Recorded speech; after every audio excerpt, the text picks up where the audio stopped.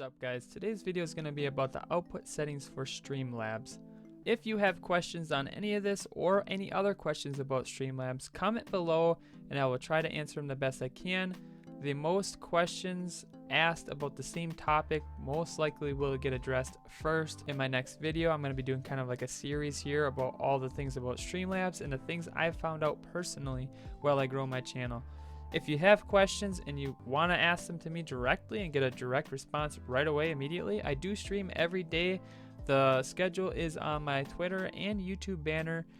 You can find me there and I will answer your questions the best I can. So let's jump right into it. So the first thing you're going to want to do is you're going to want to hit simple because you're watching this video, so we want to keep things simple. The next thing you're going to see here is video bitrate.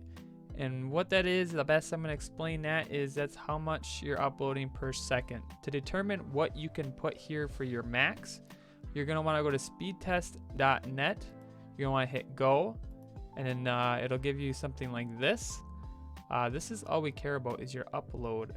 So 11.99 is my max. So we're going to take that number, we're going to times it by 0.8, which will give you 80%, times that by oop. Geez, we messed that up. That is going to be the max number that you are going to want to put in here. Now, you're not really going to want to go higher than 10,000. So if you're streaming in 1080, 7,000 will be just fine. If you're streaming in 720, 4 to 5,000 will be just fine. Much higher than that, it's pretty useless.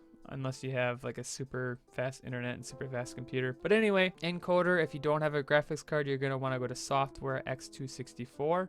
If you do have a graphics card, you're going to want to select whatever pops up depending what graphics card you have. Audio bitrate, I recommend just leaving it at 128. You're going to want to select enable advanced encoder settings.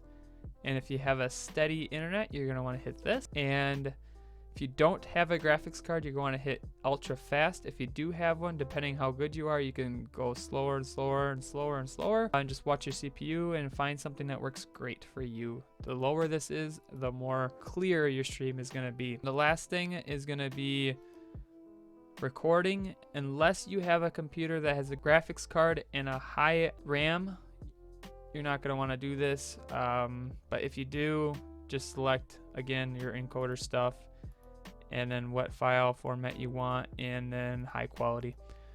So that's going to be it for the output tab. So again, comment below if you have any questions about this or what you would like to see next.